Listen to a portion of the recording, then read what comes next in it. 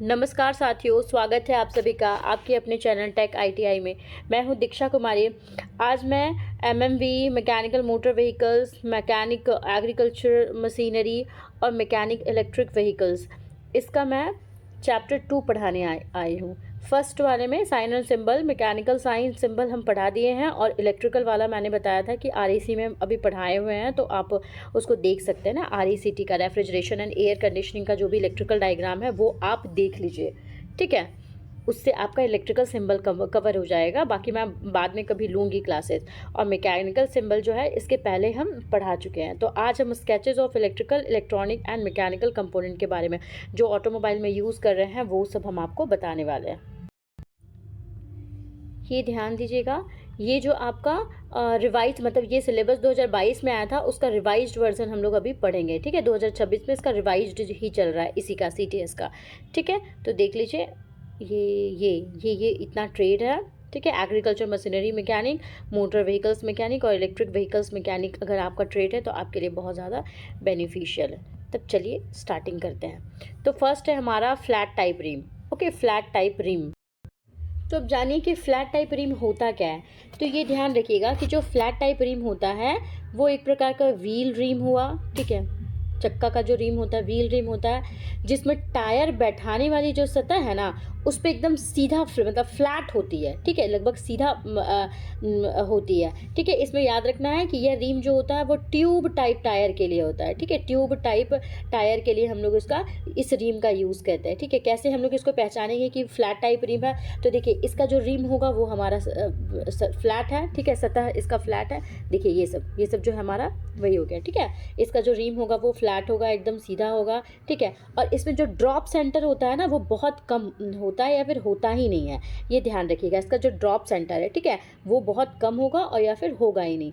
और इसमें याद रखना है कि टायर को जो लॉक करने के लिए जो साइड फ्लैज होती है इसमें ना, टायर को लॉक करने के लिए देखिए यहाँ पे ना साइड फ्लैज दिया हुआ है, ठीक है, वो होती है। और जनरली इसको हम लोग इनर ट्यूब होता है ना उसके साथ हम लोग इसमें प्रयोग करते हैं, ठीक है, ये याद रखिए।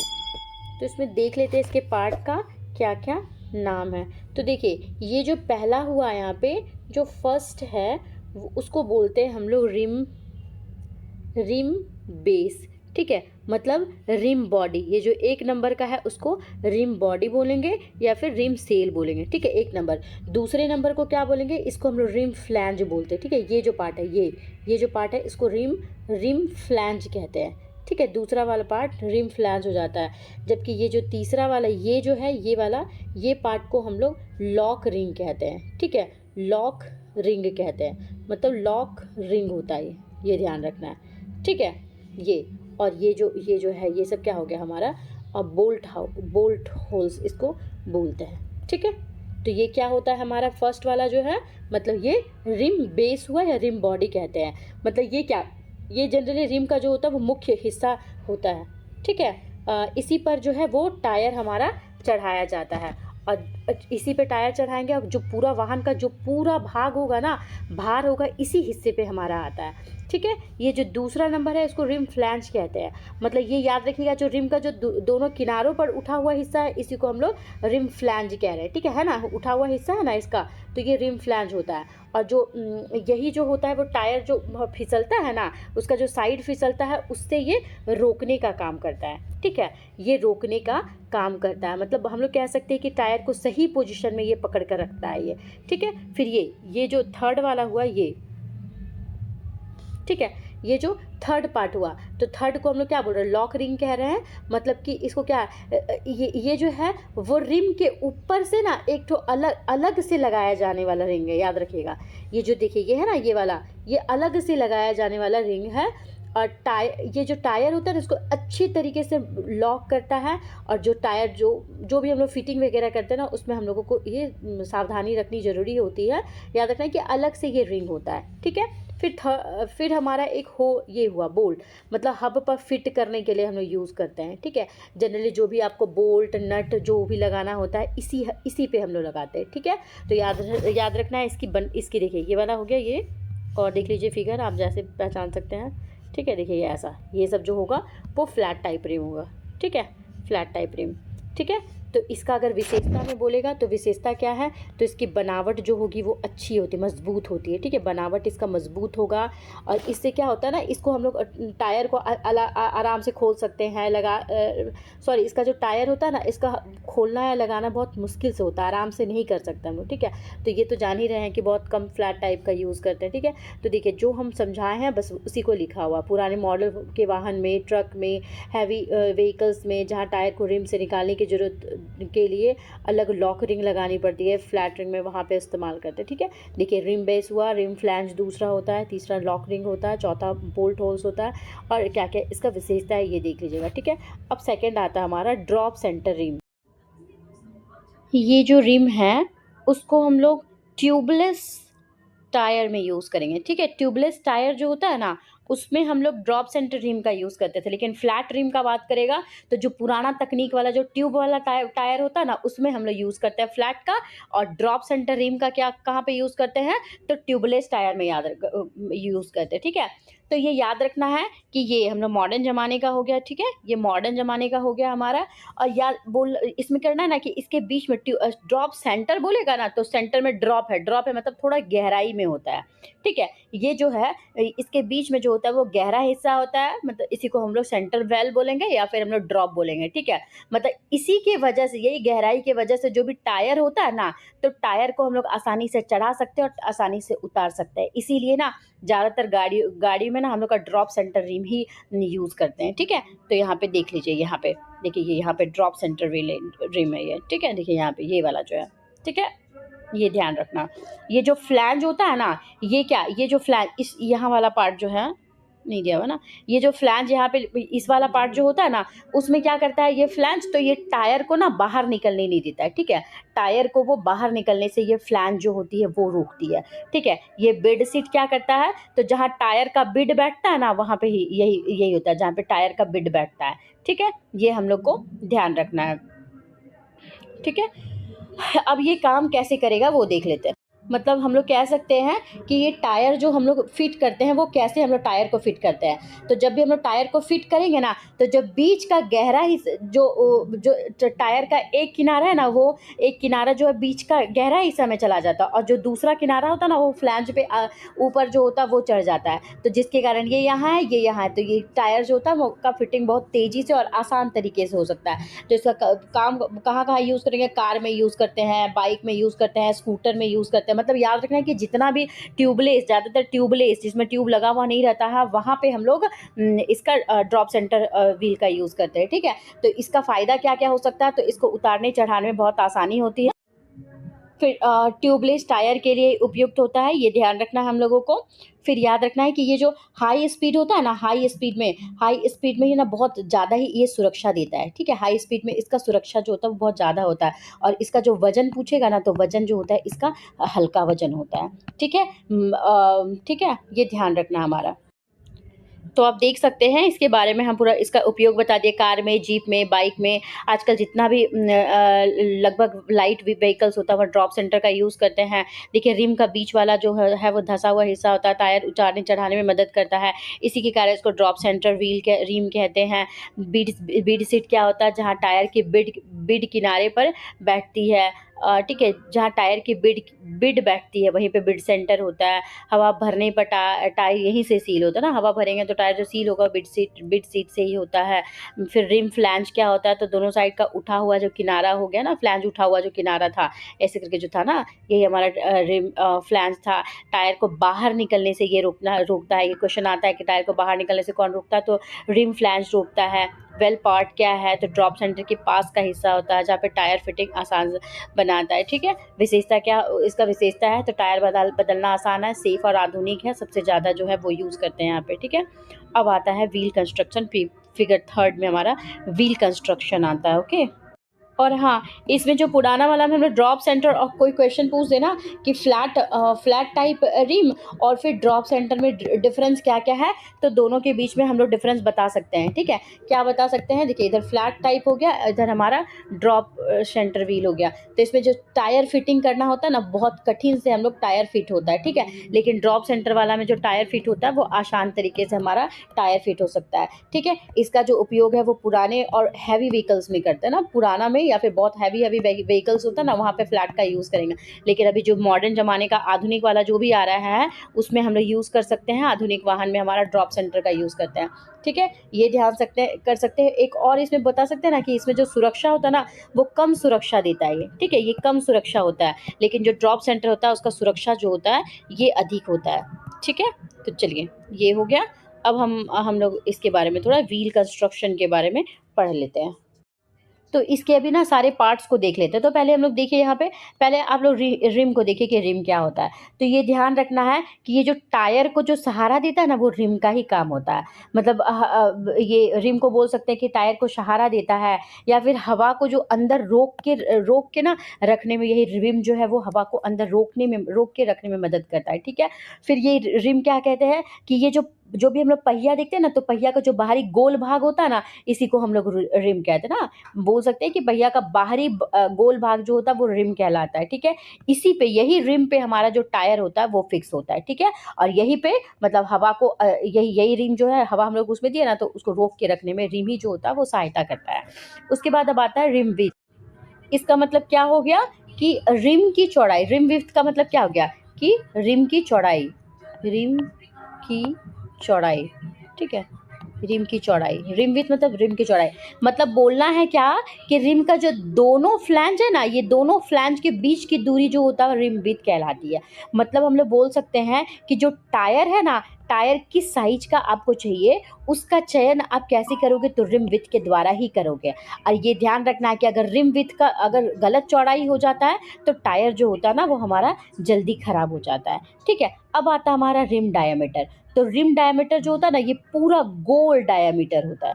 दैट मीन्स कि जो चक्का आप देख रहे हैं ना, ये पूरा, तो ये जो रिम का जो ये जो रिम है ना, रिम का जो पूरा गोल डायमीटर होता है ना, उसी को हम लोग रिम डायमीटर, देखिए यहाँ से यहाँ तक हम लोग का बताया।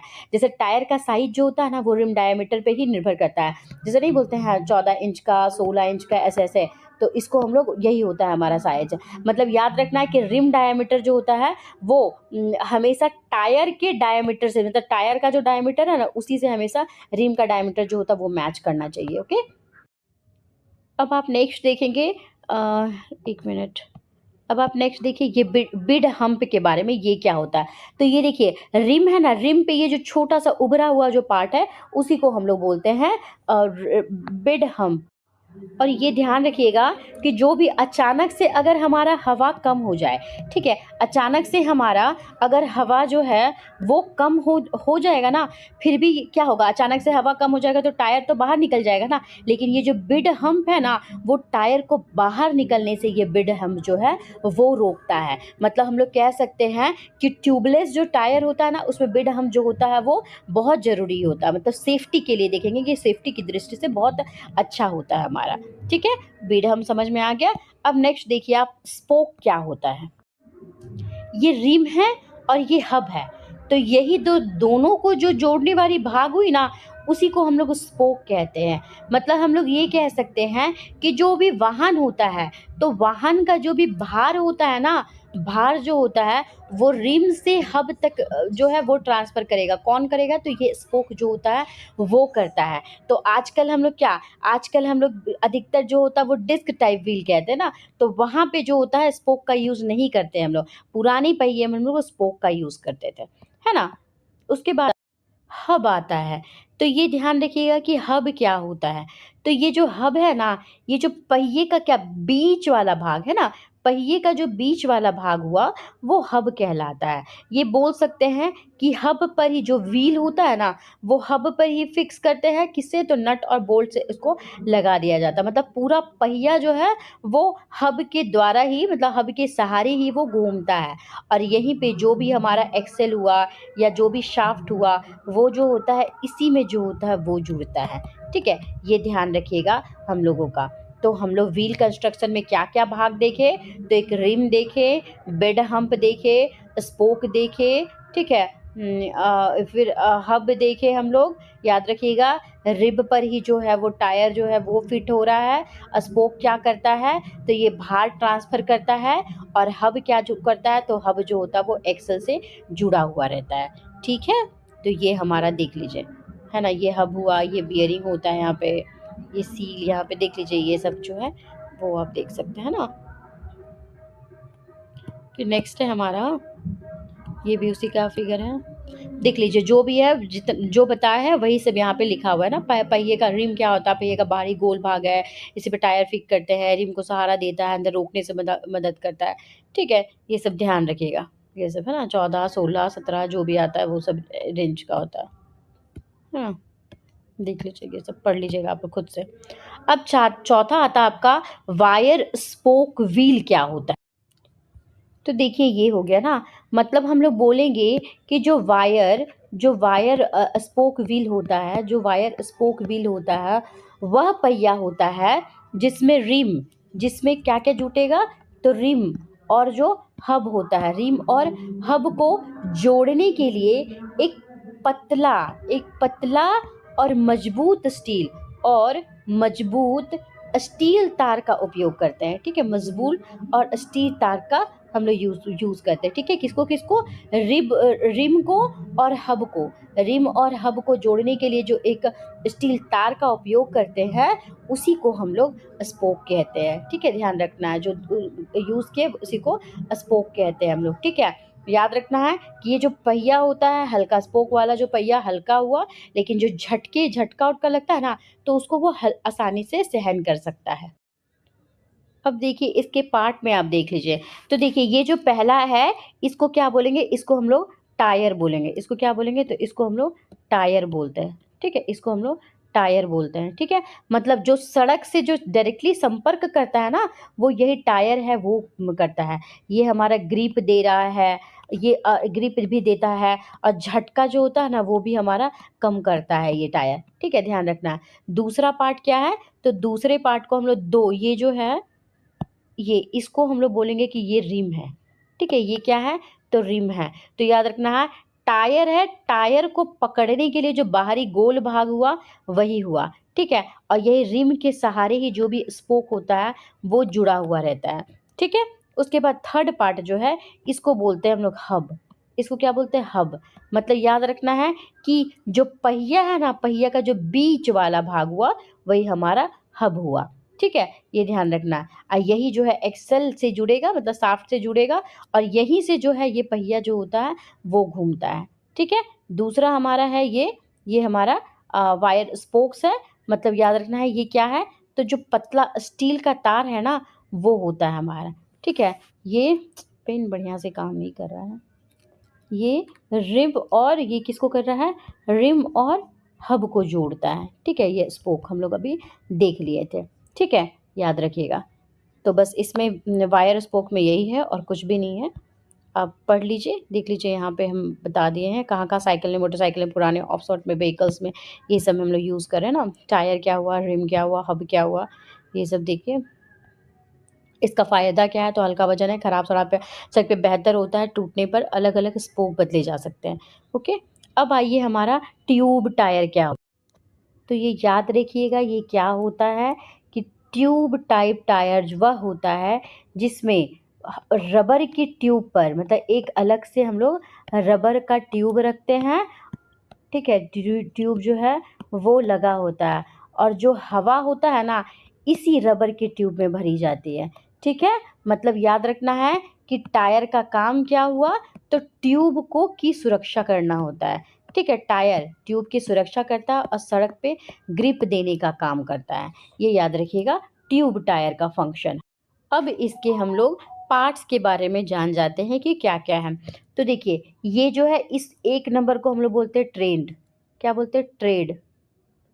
एक मिनट, इसको बोलते हैं हम लोग ट्रेड बोलते हैं। ठीक है, TREAD, इसको ट्रेड बोलेंगे। मतलब ध्यान रखना है कि जो टायर का बाहरी पैटर्न वाला जो हिस्सा होता है ना, उसी को कहते हैं हम लोग। ठीक है, बाहर वाला है ना, ये वाला। तो यही जो होता है ना, ग्रिप बनाने में भी मदद करता है, और जो ब्रेकिंग होता है उसमें भी हमारा ये मदद करता है। ये ध्यान रखना है। ठीक है, पहला हो गया। ये दूसरा नंबर, दूसरा को हम लोग बोलते हैं कारकश। दूसरा को क्या बोलेंगे, कारकस बोलेंगे, या फिर हम लोग प्लाई कहते हैं। ठीक है, प्लाई, PLY, प्लाई कहते हैं। कारकस, या मतलब ये बोलते हैं कि टायर का जो होता है ना, ये मेन बॉडी हुआ। ठीक है। मेन बॉडी ये हमारा कार्कस होता है। ये क्या चीज़ से बना हुआ रहता है? तो ये कॉटन से बना हुआ रहेगा, कॉटन से बना रहता है या फिर हमारा नायलॉन के कार्ड से बना होता है, ठीक है, ध्यान रखना। और ये बहुत मजबूत होता है, ये याद रखना, ये बहुत मजबूत होता है। थर्ड में इसको बोलते हैं हम लोग बीड। इसको क्या बोलते हैं? बीड बोलते हैं, बीड, ब्रीड नहीं, बीड इसको कहते हैं, ठीक है। इसको क्या बोलते हैं? बीड बोलते हैं, ठीक है। मतलब कि जो टायर का जो किनारा है ना, उसी को बीड कहते हैं ये, ठीक है। तो यहीं पे रिम पर जो मजबूती से जो बैठता है ना, वह रिम के सहारे ही बैठता है। और ये हवा को बाहर, ये जो बीड है वो हवा को बाहर निकलने के लिए नहीं देता है, ठीक है। इसके बाद ये जो ये पोर्शन है, इसको हम लोग बोलेंगे ट्यूब। इसको क्या बोलेंगे? ट्यूब बोलते हैं। मतलब जो रबड़ का जो अंदर वाला जो थैला है ना, अंदर वाला, उसी को ट्यूब बोल रहे हैं। और इसी में जो है वो हवा भरते हैं। और याद रखना है, यही जो ट्यूब है इसी में हवा भरते हैं। और जो टायर होता है ना, टायर का गोल आकार भी ट्यूब ही देता है, ठीक है। ये हो गया। अब ये पांचवा पार्ट जो है, इसको हम लोग वाल्व कहते हैं, ठीक है। तो वाल्व क्या होता है? तो ये जो ट्यूब में हवा भर रहा है, भरने के लिए या हवा निकालने के लिए हम लोग वाल्व का यूज़ करते हैं। और ये भी याद रखना है कि वाल्व कैप इसमें लगाते हैं, जो कि वो धूल से बचाता नहीं, उसमें होल रहेगा तो उसमें धूल चला जाएगा ना, तो धूल से बचाता है। ये हम लोग को ध्यान रखना है। तो ट्यूब टायर जानते हैं कि ये सरल होता है। और पंचर जो होता है ना, पंचर का ये जल्दी पता कर पाता है, ठीक है। ये याद, मरम्मत इसका आसान होता है, ठीक है। तो यहाँ पे आप देख लीजिए, ये हमारा है, ठीक है। देखो ये कार्कस है ना, कार्कस, ये सब ध्यान रखिएगा, कार्कस, ठीक है। तो देख लीजिए, ये सब इसके बारे में हम बता दिए हैं, आप पढ़ लीजिएगा, ठीक है। कार्कस क्या होता है? टायर का मुख्य बॉडी होता है, किससे बना होता है? तो नायलॉन और कॉटन से बनी होती है, मजबूती देती है, ठीक है। ये ट्यूब हो जाएगा हमारा। वाल्व क्या होता है? इसका गुण क्या है? मरम्मत आसान होता है, बनावट सरल होता है, पंचर जल्दी पता चल जाता है इसमें ना, क्योंकि पंचर हुआ तो वो क्या नीचे पिचक जाता है, तो पता चल जा रहा है इसमें कि तुरंत हो गया। लेकिन ट्यूब पंचर का खतरा इसमें अधिक रहता है ना, ये ध्यान रखिएगा। अब आता है हमारा ट्यूबलेस टायर। तो इसमें ध्यान देना है हम लोगों को कि इसमें कोई अलग से जो होता है वो ट्यूब नहीं लगी रहती है, ठीक है। अलग से ट्यूब जो होता है यही वो नहीं लगी रहती है। जो भी हवा होता है ना, जो भी हवा होता है वो सीधा टायर और रिम के बीच में, टायर और रिम के बीच में, मतलब एकदम टाइट सील बन के रहता है, ठीक है। ये ध्यान में रखना। तो ट्यूब टाइप में हम लोग क्या देखे थे? ये जो पार्ट था वो हमारा ट्रेड कहला रहा है। ट्रेड मतलब जो टायर का ऊपर वाला पार्ट होता है उसी को दिए। तो यही जो ट्रेड होता है वही हमारा जो सड़क में ग्रिप होता है उसको देता है, और जो फिसलन होता है उसको कम करता है, ठीक है। तो ये ट्यूबलेस हमारा टायर हो गया। उसके बाद फिर मतलब याद रखना है कि इसमें ट्यूब नहीं होती है, और हवा जो होता है वो सीधे टायर और रिम के बीच में हम लोग यहाँ पे लगाते हैं, ठीक है। और बाकी फंक्शन सेम होता है। इसका फ़ायदा हमारा क्या होता है? इसका फ़ायदा, तो ये पंक्चर हो रहा है ना, तो पंक्चर होने पे ये हवा धीरे धीरे निकलता है, ठीक है। कम हीट जो है वो जनरेट करता है। इसका माइलेज जो होता है वो बेहतर माइलेज देता है। इसका कम मेंटेनेंस होता है। ये सब के बारे में आप देख लीजिएगा, ठीक है। बाकी हम इसके बारे में आपको बता दिए ट्यूबलेस टाइप क्या है, ठीक है। ये सब देख लीजिएगा, है ना। इनर लाइनर, कार्कस, बीड, ये सब अब आप देख लीजिएगा। अब 7 है हमारा डिस्क व्हील। क्या होता है? इसमें ना स्पोक नहीं होते हैं, ठीक है। ये ध्यान रखना। डिस्क व्हील का बात बोलेगा ना, तो इसमें स्पोक जो बोलेगा ना वो नहीं हो रहा है, बल्कि क्या होता है? तो एक ठोस जो होता है वो डिस्क रिम होता है, ठीक है। डिस्क एक ठोस डिस्क होता है जो किसको जोड़ता है? जो रिम को हब से जोड़ता है। ये हम लोग को ध्यान रखना है, ठीक है। तो ये हो गया हमारा। ये देख लीजिए, ये डिस्क रिम है, यहाँ ड्रम ब्रेक है। तो इसके बारे में ना, डिस्क व्हील के बारे में ये वाला हो गया, ठीक है। इसके बारे में आप देख लीजिए, ठीक है। ऐसा है ना, इसमें स्पोक नहीं हो रहा ना, ये सब ध्यान रखिएगा। देख लीजिए इसमें क्या है? डिस्क में स्पोक नहीं होता है, बल्कि एक ठोस डिस्क रिम होता है जो हब को जोड़ती है। आजकल कार में, हल्के वाहन में यूज़ करते हैं। तो रिम क्या होता है? तो रिम जो बाहर गोल भाग है वो हमारा रिम हुआ। टायर इसी में फिट होता है, और टायर को साइड से ये रिम जो होता है वो सपोर्ट देता है, ठीक है। डिस्क क्या होता है? तो रिम और हब के बीच में जो ठोस प्लेट होता है ना, जिससे वाहन जो है वो भार को समान रूप से ट्रांसफर करती है, उसी को हम लोग डिस्क कहते हैं, ठीक है। और ये पहिए को मजबूती भी देती है। हब क्या होता है? तो जो बीच वाला जो हिस्सा हो रहा है वो हब कहला रहा है, और ये एक्सल और शाफ्ट से जुड़ता है, और यहीं पे जो है व्हील बोल्ट से लगते हैं, जैसे कि हम पिछले बार में वाला जो टॉपिक है उसमें बता दिए थे। ठीक है, होल्स क्या होता है, तो हब को एक्सल से कसने के लिए, व्हील को सुरक्षित पकड़ने के लिए। फायदा क्या, मजबूत और टिकाऊ होता है, हाई स्पीड और मेंटेनेंस कम होता है। ठीक है, अब नेक्स्ट देखिए वायर व्हील क्या होता है। तो ये देखिए वायर व्हील में, यहाँ पार्ट्स ऑफ वायर व्हील में बताया है कि यहाँ पे स्पोक है, यहाँ पे रिम है, ये बैरल है। ठीक है, ये ध्यान रखना है। ये लग होल है, सेंटर कैप है, आउटर लीफ है, और ये वाल्व स्टीम है। ठीक है, अच्छा इसके पहले जो हम लोग पढ़े ना, ये इसमें डिस्क व्हील में और फिर ट्यूबलेस टायर में। तो ट्यूबलेस टायर में क्या देखें कि ट्यूब नहीं होता है, और जो इनर लाइन है, ठीक है ये ध्यान रखना है ट्यूबलेस वाले में। ट्यूबलेस में जो इनर लाइनर जो था और जो बिड हम्प था, उससे एयर टाइट सिल बनती है। ठीक है, एयर टाइट जो है वो हमारा एक सिल बनता है, किससे किससे, तो इनर जो लाइनर था उससे, और बिड हम दोनों से एक तो एयर टाइट सिल जो होता है वो बनेगा। ठीक है, और डिस्क व्हील में हम लोग क्या देखें कि जिस डिस्क का रिम और हब को जोड़ता है ना, डिस्क रिम जो है वो एक जो भी है ठोस डिस्क होता है जो रिम और हब को जोड़ता है, और यहीं से इसको मजबूती प्रदान करती है। ठीक है, ये हो गया हमारा। उसके बाद फिर हमारा देखिए वायर व्हील क्या है ना। तो देखिए वायर व्हील क्या है, इसमें क्या है, रिम जो है वो और हब को बहुत सारे छोटे छोटे जो स्पोक है तार से ये जुड़ा हुआ रह रहा है ना, रिम को हब से जुड़ा हुआ रह रहा है ये। ठीक है, तो ये जो है ये पहिया हो गया, पुराना जो वाहन होता है उसमें, साइकिल में, मोटरसाइकिल में, ये सब में हम लोग यूज़ कर सकते हैं। ठीक है, तो ध्यान रखना है। रिम हो गया, रिम क्या करता है, तो रिम जो होता है बाहरी गोल हिस्सा होता है, इसी पर टायर जो है वो फिट करेंगे। सड़क में जो भी बाहर होता है इसी में होता है। पहिए का जो बीच वाला हिस्सा होता है वो हब कहला लिया। ठीक है, और ये एक्सल और शाफ्ट से जुड़ा होता है, और पहिया हब के सहारे घूमता है। वायर स्पोक क्या होता है, तो ये हम लोग ध्यान रखिएगा, वही हो गया, ये स्टील तार से बना होता है जो रिम को हब से जोड़ता है।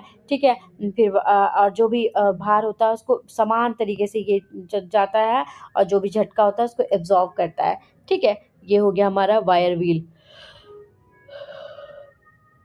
देख लीजिए वायर व्हील दिखाया गया है, सेम चीज़ हम बता दिए आपको। ठीक है, रिम क्या होता है, हब क्या होता है।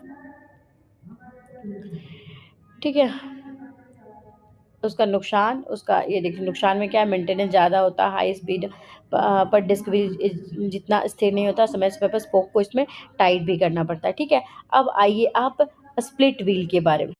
तो ये ध्यान रखिएगा कि ये जो होता है स्प्लिट व्हील, वह पहिया होता है जिसमें रिम को दो या उससे अधिक हिस्सों में बटा हुआ रहता है, और यही हिस्सा जो है लॉक रिंग, बोल्ट, क्लैंप से जोड़ा जाता है ना। देखिए ये सब है ना हिस्सा में बटा हुआ है। ठीक है, याद रखिएगा ये सब। ठीक है, तो देखिए यहाँ पे लॉकिंग रिंग हुआ, ये लॉकिंग रिंग अलग से हुआ।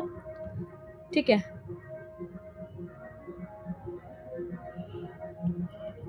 ये है, देखिए स्प्लिट व्हील वह पहिया होता है जिसमें रिम दो या दो से अधिक हिस्सों में बटा होता है, और इन हिस्सों को बोल्ट या नट हो गया या लॉक रिंग से जोड़ा जाता है। इसका उपयोग ज़्यादातर ट्रक में, बस में, हैवी व्हीकल्स में, और जहाँ बड़े और भारी टायर यूज़ करते हैं ना वहाँ पे स्प्लिट व्हील का यूज़ करते हैं। ठीक है, इसका मुख्य भाग क्या क्या है, तो रिम देख लीजिए। रिम क्या है, तो रिम को दो हिस्सों में विभाजित रहता है। टायर फिट करने में आसानी देता है, निकालने में आसानी होता है, हैवी टायर को सुरक्षित पकड़ता है रिम। ठीक है, स्प्लिट जॉइंट क्या होता है, तो जहाँ रिम के दोनों हिस्से मिलते हैं उसी को स्प्लिट जॉइंट कहते हैं, और इसी जॉइंट से रिम को खोला जाता है। ठीक है, और जोड़ा जाता है। ठीक है, ये सब आप देख लीजिएगा। ठीक है, नट बोल्ट क्या होता है, तो रिम के हिस्सों को आपस में कसकर जो पकड़ते हैं उसको। हब क्या होता है, तो पहिए का जो बीच वाला भाग होता है वही हमारा हब कहलाता है। ठीक है, इसको देख लीजिएगा, इसका फायदा और नुकसान। अब नेक्स्ट आया हम लोग का ड्रम ब्रेक। तो ये एक प्रकार का ना ब्रेकिंग सिस्टम है, ठीक है। ये एक प्रकार का क्या है, ब्रेकिंग सिस्टम है, ठीक है। ये ध्यान रखना है, मतलब जिसमें पहिया जो होता है ना, पहिए के साथ एक ड्रम ब्रेक जो है वो जुड़ा हुआ रहता है, ठीक है। जब ब्रेक को हम लोग लगाएंगे तब क्या होगा, जो ब्रेक शू है वो ड्रम के अंदर की सतह से रगड़ते हैं, ठीक है। रगड़ खाएंगे और अंदर घर्षण पैदा होगा और पहिया जो होता है वो रुक जाता है। अब इसके पार्ट के बारे में जान लेते हैं।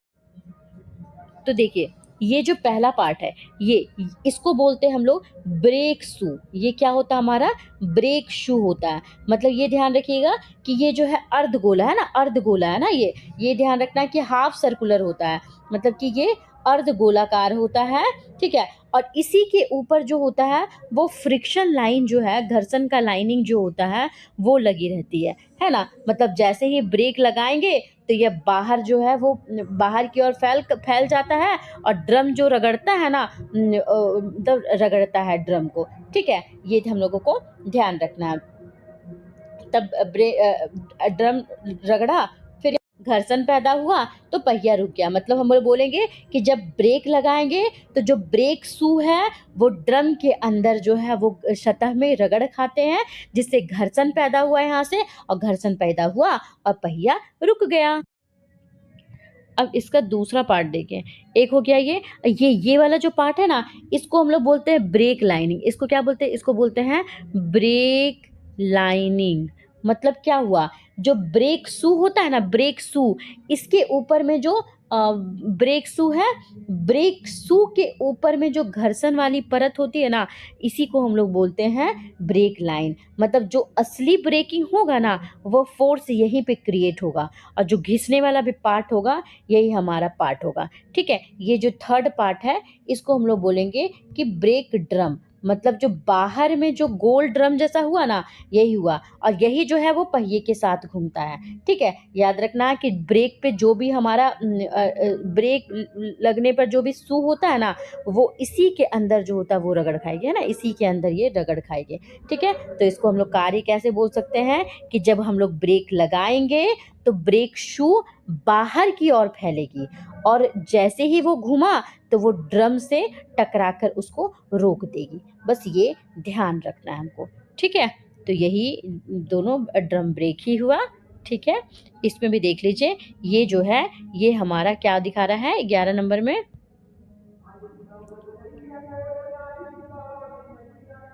ठीक है। ये वही ब्रेक शू होता है, ठीक है। दोनों तरफ जो अर्धगोलाकार होता है ये हो गया, ये हमारा ड्रम ब्रेक ड्रम होता है, ठीक है। सॉरी, ये दोनों ब्रेक शू हुआ, ये हमारा ब्रेक ड्रम होता है। ये ध्यान रखिएगा हमारा, ठीक है। तो देख लीजिए, हम इसको समझा दें अच्छे से, है ना, सब देख लीजिएगा। इसको देख लीजिए, हम बढ़िया से इसको लिख दिए हैं। ब्रेक लाइनिंग क्या होता है, तो ब्रेक शू के ऊपर वाला जो घर्षण वाली परत होती है, यहीं पे असली ब्रेकिंग फोर्स पैदा होती है, घिसने वाला पार्ट यही होता है, ठीक है। फिर देखिए ब्रेक डाउन, इसका कार्यविधि हो गया। 11 नंबर जो फिगर था उसमें भी बताया गया है, सेक्शनल व्यूज का दिखाया गया है, ठीक है। ये पहली वाला था, ये बाद वाला हो गया। इसका फ़ायदा क्या हुआ, बनावट सरल है, लागत कम है, पार्किंग ब्रेक के लिए अच्छा होता है, नुकसान में ज़्यादा गर्मी में ब्रेक फैट होता है, डिस्क ब्रेक से कम प्रभावी होता है, सर्विसिंग इसका थोड़ा कठिन होता है, ठीक है। फिर हमारा देखिए अब 12 नंबर डिस्क ब्रेक क्या होता है, ठीक है। ये डिस्क ब्रेक है, ठीक है, ये सब ध्यान रखिएगा। ये सब हमारा देखिए क्या होता है ये।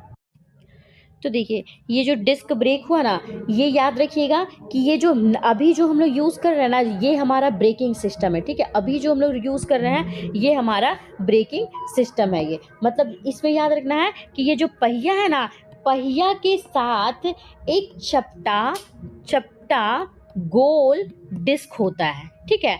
गोल डिस्क होता है, जो ब्रेक पैड पर जो डिस्क होता है ना, उसी को दोनों तरफ से ये दबाएगा, ठीक है। ये ध्यान रखना, ब्रेक पैड है ना, इसी जो है यही डिस्क को दोनों तरफ से ये ध्यान रखना है, ठीक है, यही दबाता है। ठीक है। तो इसमें कुछ नहीं याद रखना है, बस याद रखना है कि जब हम लोग ब्रेक लगाएंगे तो जो ब्रेक ब्रेक पैड जो होगा ना, इसी डिस्क के दोनों तरफ से ये ऐसे करके दबाएगा, इसमें घर्षण पैदा होगा और पहिया रुक जाएगा। ठीक है, तो इसके बारे में देख लीजिए कि इसके पार्ट का नेम बता दिए हैं कि ब्रेक डिस्क जो होता है गोल प्लेट होती है जो व्हील के साथ घूमती है, और ये कास्ट आयरन और स्टील की बनी होती है। जो चित्र में बड़ा वाला घूमने वाला पार्ट होता है वही होता है। अच्छा, इसमें ना एक और पार्ट याद रखिएगा कि ब्रेक कैपिलरी, ये जो कैलिपर है, ये कैलिपर जो होता है ना, ये हमारा डिस्क के ऊपर ऊपर में ना क्लैम्प के जैसा दिख रहा है। ठीक है, और इसी के अंदर ना एक पिस्टन होता है। ठीक है, पिस्टन होता है, और यही जो होता है ना, यही जो होता है वो डिस्क को दबाता है। ठीक है, ये याद रखना है कि पैड को डिस्क की और यही जो कैलिपर होता है वही हमारा दबाता है। ठीक है, ये ध्यान रखना है हमारा।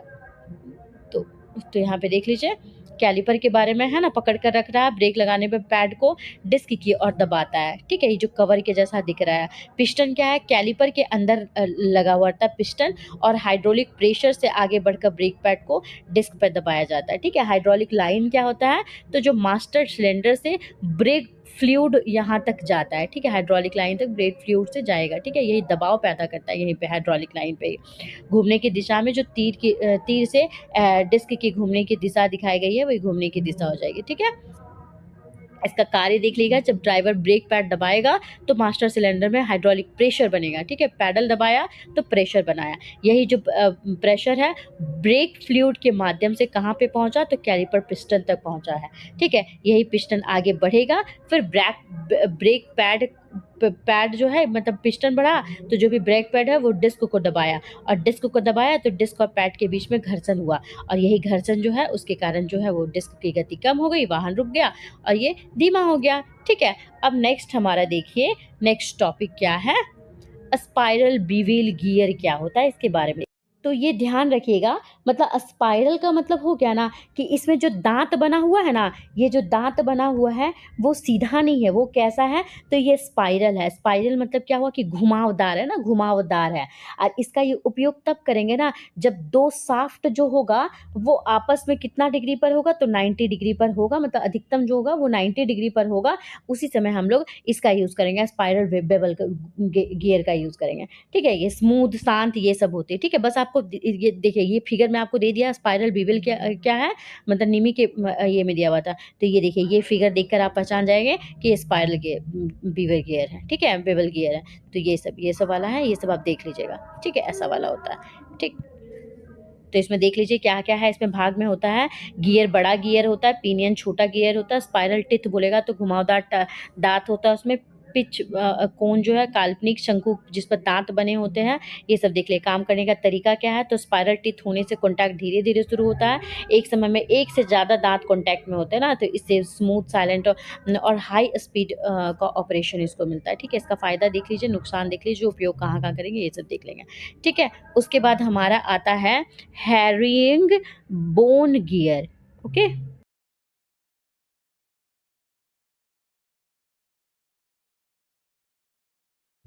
तो इस गियर को ना हम लोग हैरिंग बोन गियर भी कहते हैं। ठीक है, तो ध्यान रखिएगा कि हैरिंग बोन गियर जो है ना, इसको डबल हेलिकल गियर भी कहते हैं। ठीक है, डबल हेलिकल गियर भी कहते हैं हम लोग को। ठीक है, डबल हेलिकल गियर भी कहते हैं। इसमें ध्यान रखिएगा कि ये जो है ना, दो हेलिकल गियर होते हैं जो भी शेप में जुड़े रहते हैं। ठीक है ना, ये देखिए भी शेप में ना, भी शेप में जुड़े रहते हैं। मतलब ध्यान रखना कि एक जो है, एक गियर का दांत वो दाईं ओर झुका है और दूसरा बाईं ओर झुका हुआ है। तो देखिए दाईं और बाईं दोनों झुका हुआ है, तो भी आकार की बन गई ना ये। ठीक है, और इसमें बीच में ना कोई गैप नहीं होती है। ठीक है, मतलब कुछ कुछ में डिज़ाइन में हो सकती है बट कुछ में नहीं होती है। मतलब याद रखना है कि दो अपोजिट हेलिकल्स गियर एक ही शाफ्ट पे बनाए रहते हैं। ठीक है, तो इसका ध्यान रखिएगा। ये सब देखिए, है ना, एक ही शाफ्ट में दो अपोजिट गियर्स बने हुए रहते हैं ना, एक ही शाफ्ट में बना हुआ है। मतलब इसका अगर हम लोग पूछेगा ना वर्किंग प्रिंसिपल क्या है, मतलब थोड़ा सा ज़्यादा नॉइज़ हो रहा है ना, इधर सरस्वती पूजा है ना, तो थोड़ा सा मैनेज कीजिएगा। तो इसका अगर काम पूछेगा वर्किंग सिद्धांत क्या है, तो हम लोग बोलेंगे कि जब गियर गियर घूमता है तो दोनों तरफ का जो है ना हेलिकल टिथ जो है वो आपस में जो है वो मैश करता है, ये ध्यान रखिएगा। ठीक है, तो इसमें जो होता है ना वो साइड फोर्स जो होता है ना वो ज़्यादा नहीं लगता है इसमें। इसका फ़ायदा अगर पूछेगा तो हम लोग बता सकते हैं, इसमें जो एक्सियल थर्स्ट होता है ना, वो एक्सियल थर्स्ट एकदम ना के बराबर इसमें होता है। ठीक है, एक्सियल थ्रस्ट अगर बोलेगा तो इसमें ना के बराबर होता है। ठीक है, हाई पावर ट्रांसमिशन के लिए हम लोग उपयोग कर सकते हैं। अच्छा, इसमें एक्सियल थ्रस्ट का मतलब क्या हुआ? मतलब एक्सियल थ्रस्ट जो होता है ना, ऐसा फोर्स होता है जो कि जो शाफ्ट होता है ना, शाफ्ट की लंबाई की दिशा में, मतलब ये जो शाफ्ट ऐसा है तो इसी की दिशा में लगता है, मतलब यहीं पे आगे या पीछे की ओर धक्का देता है। इसको ध्यान से हम लोग बोल सकते हैं। मतलब हम लोग आसान भाषा में बोल सकते हैं कि जब कोई हेलिकल गियर बोलेंगे या स्क्रू जब घूमता है तो वह सिर्फ घूमता ही नहीं है, बल्कि वह क्या करता है, तो शाफ्ट को ना आगे पीछे धकेलता है। ठीक है, तो जो आगे पीछे धकला ना, इसी को हम लोग एक्सियल थ्रस्ट कहते हैं। जैसे हम लोग ने नहीं लकड़ी में जो पेच घुमाते हैं तो क्या अंदर की ओर घुमाता है ना, तो घुमाने पे पेच अंदर की ओर जा रहा है, अंदर की जो ओर जा रहा है ना उसी को एक्सियल थ्रस्ट कहते हैं।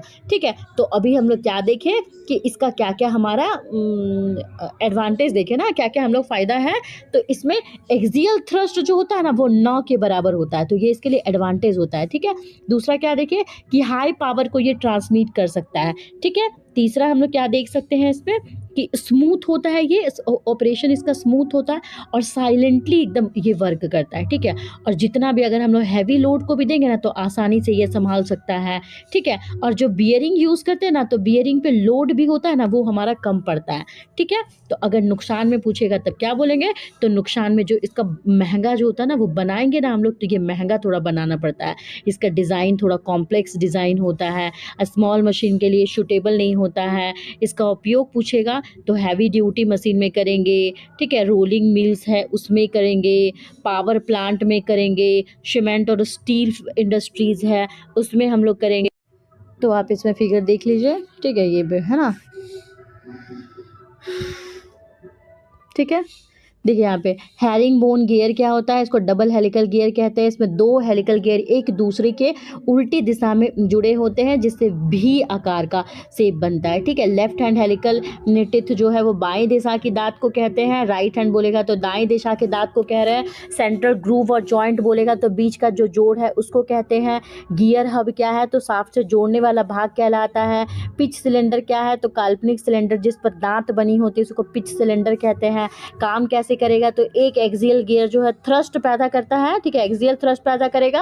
हैरिंग बोन गियर बोलेगा तो दोनों तरफ के थ्रस्ट एक दूसरे को कैंसिल करेगा, है ना। हैरिंग बोन गियर क्या किया, तो दोनों तरफ का एक्सियल, देखिए एक्सियल गियर क्या किया था कि एक्सियल थ्रस्ट पैदा किया था, लेकिन जो हैरिंग बोन गियर जो होगा दोनों तरफ के थ्रस्ट को पैदा करेगा तो एक दूसरे को कैंसिल कर देगा। तो इसलिए जो हैरिंग बोन बोलेगा, हैरिंग बोन गियर में क्या बोलेगा, इसमें जो एक्सियल थ्रस्ट होता है वो हमारा ना के बराबर होता है, क्योंकि दोनों तरफ से ये थ्रस्ट पैदा किया तो कैंसिल कर दिया ना, तो ना के बराबर हुआ। ठीक है, अभी हम लोग देखें कि पावर ट्रांसमिशन बहुत स्मूथ और साइलेंट होता है। ठीक है, इसका फ़ायदा देख सकते हैं कि एक्सियल थ्रस्ट नहीं होता है। High load capacity, carrying capacity, मतलब बहुत हाई लोड को कैरी कर सकता है। हाई स्पीड पर स्टेबल ऑपरेशन देता है, बहुत अधिक स्पीड भी देगा तो स्टेबली वो घूमेगा। कम शोर और वाइब्रेशन के लिए होता है। नुकसान में हम लोग देख सकते हैं कि मैन्युफैक्चरिंग इसका बहुत कॉम्प्लेक्स और महंगा होता है, मतलब बहुत महंगे तरीके से आप बनाना पड़ेगा इसको।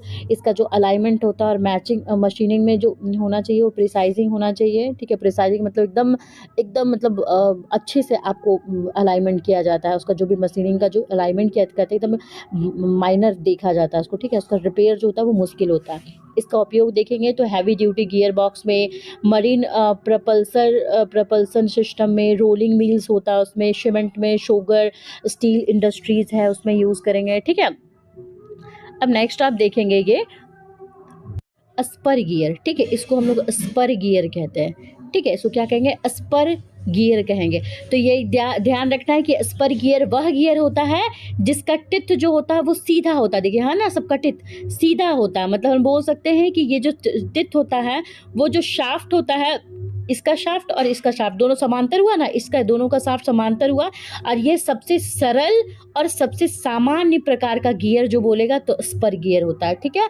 इसका बनावट अगर बोलेंगे तो इसमें बोलेंगे कि दांत सीधी होती है, शाफ्ट समांतर होते हैं, या फिर बोलेंगे कि ये पैरेलल शाफ्ट में बना होगा, ठीक है। इसका कार्यविधि का बात करेगा तो कार्यविधि बोलेंगे जब एक स्पेयर घूमता है तो उसके साथ दूसरा स्पेयर है तो यही टकराएगा, इसके दांत से ये टकराया, मतलब किसी एक को आप घुमाइए, ठीक है, तो दूसरा स्पेयर जो होता है वो अपने आप जो है वो मतलब टकरा कर घूमने लगेगा, ठीक है। तो ये भी गति और शक्ति को आगे बढ़ा रहे हैं, ये भी गति और शक्ति को आगे बढ़ा रहे हैं, इसमें भी याद रखना है।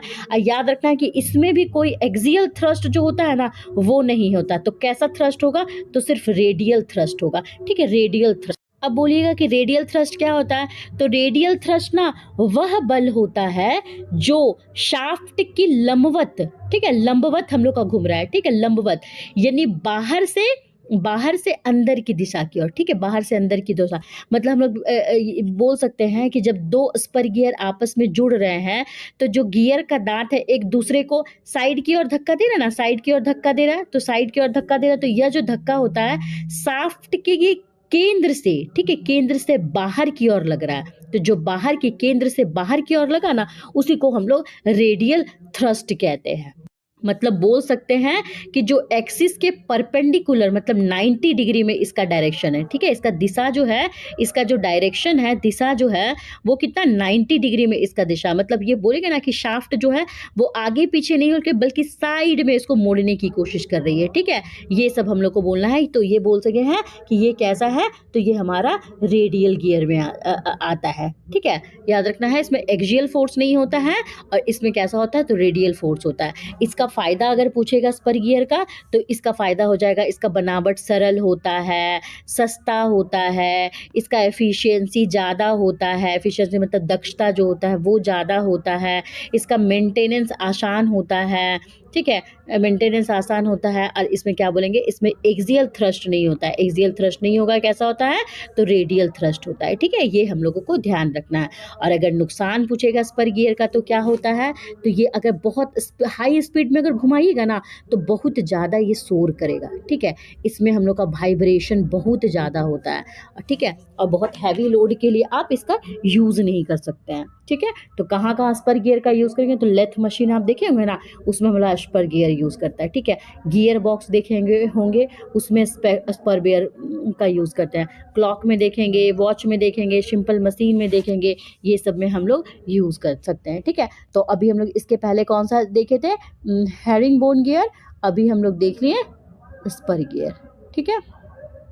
देखिए ये सब स्पर गियर है ना, ध्यान रखिएगा ये सब देख लीजिए। स्पर गियर के बारे में हम सब बता दिए हैं। टिथ सीधे कटे हुए होते हैं, पिच सर्कल हो जाएगा, काल्पनिक वृत्त जिस पर रोलिंग होती है, ये सब आप पढ़ लीजिएगा, ठीक है। काम करने का तरीका क्या है, जब स्पर गियर घूमता है तो उसके दांत दूसरे गियर के दांत से सीधे टकरा के कॉन्टैक्ट करते हैं, कॉन्टैक्ट एकदम से होता है इसलिए शॉक और नॉइज ज़्यादा होता है। एक्सियल थ्रस्ट नहीं होता है, केवल क्या होता है, तो रेडियल थ्रस्ट होता है। याद रखिएगा स्पर गियर में कैसा थ्रस्ट होता है, रेडियल फोर्स होता है, ठीक है। इसका फ़ायदा देख लीजिए, नुकसान देख लीजिए और उपयोग देख लीजिए, ठीक है। अब आइए आप हेलिकल गियर, तो ध्यान रखना है, ठीक है, उसमें हम लोग का सीधा दांत था, इसमें कैसा दांत है, तो इसमें देखिए तिरछा दांत है, ठीक है। स्पर गियर पूछेगा और इसमें हेलिकल गियर पूछेगा तो इसमें दांत कैसा था, तो सीधा दांत था, और इसमें कैसा दांत है, तो देखिए तिरछा दांत है ना, तिरछा दांत है ना, देखिए ये तिरछा दांत है, ठीक है।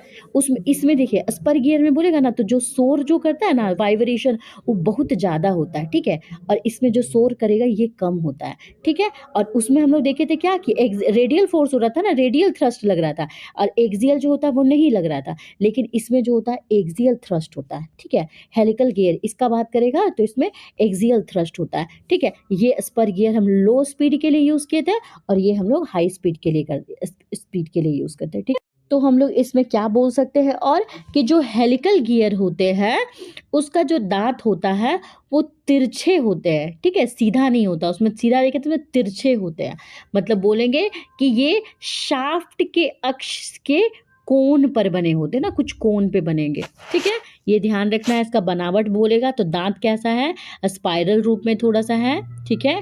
इसमें दो तरह के, देखिए एक राइट हैंड और एक लेफ्ट हैंड, दोनों में ये है झुका हुआ ना, इसमें दो तरह के होते हैं, एक राइट हैंड हो जाएगा, एक लेफ्ट हो जाएगा। मतलब इसमें शाफ्ट बोलेगा ना तो ये पैरेलल और नॉन पैरेलल शाफ्ट दोनों इसमें बनते हैं, ठीक है। तो इसका अगर वर्किंग का बात करेगा तो वर्किंग में हम लोग बोलेंगे कि जब गियर घूमेगा, ठीक है, तो जो तिरछा तिरछा दांत है ना वो एक दूसरे से मैश होगा, ठीक है। मैश होगा तो इससे क्या होगा, स्मूथ और कैसा होगा, स्मूथ और साइलेंट ऑपरेशन देगा, ठीक है। तो इससे क्या होगा, स्मूथ और साइलेंट ऑपरेशन दिया, और जब एक दूसरे से मैश किया ना तब वहाँ पे क्या होगा, एक्सियल थ्रस्ट जो होगा वो पैदा होगा, ठीक है। याद रखना है एक्सियल थ्रस्ट पैदा होगा, मतलब शाफ्ट पे ना ये आगे और पीछे दिशा में है ना, एक्सिस की ओर, हम लोग देखें ना एक्सियल मतलब क्या, एक्सिस की ओर आगे पीछे होना, उससे दबाव उत्पन्न होगा, ठीक है। तो ये ध्यान रखना है। इसका फायदा पूछेगा तो ये शांत ऑपरेशन देता है, स्मूथ होता है, हाई स्पीड में हम लोग यूज़ करते हैं, हाई लोड में यूज़ करते हैं, लोड हाई में यूज़ करेंगे। इसका स्ट्रेंथ अच्छा होता है, हेलिकल गियर के बारे में बोल रहे हैं, ड्यूरेबिलिटी अच्छी होती है और पावर ट्रांसमिशन भी इसका अच्छा होता है, ठीक है। इसका अगर डिसएडवांटेज की बात बोले या फिर नुकसान की बात करें तो नुकसान में हम लोग क्या क्या देखेंगे, तो इसमें जो होता है एक्सियल थ्रस्ट है वो बनता है, ठीक है। याद रखना है एक्सियल थ्रस्ट बनता है इसमें, ठीक है। और फिर इसका जो थोड़ा मैन्युफैक्चरिंग होता है वो थोड़ा महंगा होता है, और ये कॉम्प्लेक्स थोड़ा डिज़ाइन होता है। देखिए यहाँ पे ये सब है ना, ये एंगल में है ना, एक्सिस से थोड़ा सा एंगल में ये बनता है, ये ध्यान रखना हमारा, ठीक है। एक दायां हो जाएगा, एक बायां हो जाएगा, ठीक है, एक दायां एक बायां, है ना। देखिए हेलिकल गियर में दांत सीधे नहीं होते बल्कि तिरछे कटे होते हैं। ये ज़्यादातर पैरेलल शाफ्ट और कुछ स्पेशल केस में क्रॉस्ड शाफ्ट के बीच स्मूथ और क्वाइट ऑपरेशन पावर ट्रांसमिशन के लिए इस्तेमाल करते हैं, ठीक है। हेलिकल टिथ बोलेगा तो तिरछे झुके हुए दांत होते हैं, ये सब पढ़ लीजिएगा आप। काम करेगा कैसे, तो हेलिकल टिथ होने से कॉन्टैक्ट धीरे धीरे शुरू होता है, एक समय में एक से ज़्यादा दांत कॉन्टैक्ट में रहते हैं, इसलिए शॉक कम होता है, नॉइज़ कम होता है, लो कैपेसिटी ज़्यादा इसमें मिलती है, ठीक है। लेकिन तिरछे दांत होने के कारण इसमें एक्सियल थ्रस्ट ध्यान रखना है, एक्सियल थ्रस्ट में इसमें पैदा होगा, ठीक है। फ़ायदा देख लीजिए, नुकसान और उपयोग कहाँ कहाँ करेंगे, ऑटोमोबाइल गियर बॉक्स में, इंडस्ट्रियल में, टूल्स में और डिफरेंशियल ट्रांसमिशन सिस्टम में यूज़ करेंगे, ठीक है। अब नेक्स्ट हमारा आता है रैक और पिनियन क्या होता है। तो इसमें ध्यान रखना है कि ये जो पोर्शन है ये रैक कहलाता है और ये वाला जो है ये पिनियन कहलाता है। मतलब हम बोल सकते हैं कि रैक और पिनियन जो है एक ऐसा गियर मैकेनिज्म है जो जो रोटेशन हो रहा है तो ये लीनियर मोशन में बदल रहा है, ठीक है। लीनियर मोशन मतलब सीधी रेखी गति में बदलती है, ठीक है। मतलब ये जो पिनियन पार्ट हुआ, पिनियन क्या बोलेंगे, तो ये जो होता है एक छोटा सा सर्कुलर गियर होता है, और जब घूमेगा तो ये रैक है ना, रैक के दांत से जुड़ा हुआ रहता है, ठीक है। दूसरा हम लोग रैक के बारे में बोलेंगे तो रैक जो होगा वो लीनियर बार होता है ना, मतलब सीधा पट्टा होता है, ठीक है, इसी पे दांत बनी होती है। और पिनियन जो होता है यही से आगे पीछे चलता है ना, ये पिनियन घूमने से ही ये आगे पीछे हमारा रैक चलेगा, ठीक है। इसका अगर वर्किंग का बात करेंगे तो वर्किंग में बोल सकते हैं कि जब पिनियन घूमता है तो इसका जो दांत है वो रैक के दांत से मैच हुआ ना, इसका दांत मैच हुआ, जिसके कारण क्या एक सर्कुलर मोशन जो हो गया वो लीनियर मोशन में कन्वर्ट हो जाता है, ठीक है। ध्यान रखना, सर्कुलर ऐसे मोशन हो रहा है जो लीनियर मोशन में कन्वर्ट हो जा रहा है, ओके। लीनियर मोशन का मतलब क्या हो गया कि इसमें वस्तु जो है ना एकदम सीधा रेखा में चल रही है, ठीक है। मतलब कि क्या बोलेंगे कि इसका डिस्प्लेसमेंट देखिए, ये ऐसे से घूम रहा है ना, लेकिन ये जो यहाँ घूम रहा है लीनियरली हो रहा है ना, मतलब एक स्ट्रेट लाइन में हो रहा है, ठीक है। इसको आप समझ सकते हैं लीनियर मोशन। हम लोग कहेंगे कि सर्कुलर मोशन जो होता है लीनियर मोशन में रैक और पिनियन के थ्रू हो जाती है, ठीक है। इसका फायदा बोलेगा तो फायदा में सरल होता है, रिलायबल होता है, मतलब भरोसा कर सकते हैं हम लोग, रिलायबल मतलब भरोसेमंद होते हैं, ठीक है।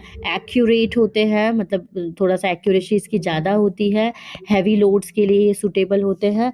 डिसएडवांटेज की बात करेंगे, नुकसान की बात करेंगे तो बोलेंगे कि हाई स्पीड में, मतलब बहुत ज़्यादा अगर डिस्टेंस अगर मतलब स्पीड अगर हाई रखेंगे तो कम डिस्टेंस के लिए, मतलब बोलेंगे कि ज़्यादा अगर डिस्टेंस को कवर करवाना है हम लोग को तो इसका स्पीड जो होगा वो कम हो जाएगा, ठीक है। ये ध्यान रखना है। कहाँ हम लोग यूज़ करेंगे इसका, तो हम लोग जो कार स्टीयरिंग सिस्टम होता है ना उसमें यूज़ कर सकते हैं, एलिवेटर्स में यूज़ करते हैं, सीएनसी मशीन है उसमें यूज़ करते हैं, जो स्लाइडिंग गेट होता है उसमें, देखते हैं स्लाइडिंग गेट में ऐसे गेट है उसमें करता है ऐसे ऐसे करके जाता है, तो यहाँ पे ये लीनियर मोशन हम लोगों को देता है। ठीक है, ये याद रखना है। ठीक है, हो गया, देख लीजिए यहाँ पे दिया हुआ है सब चीज़।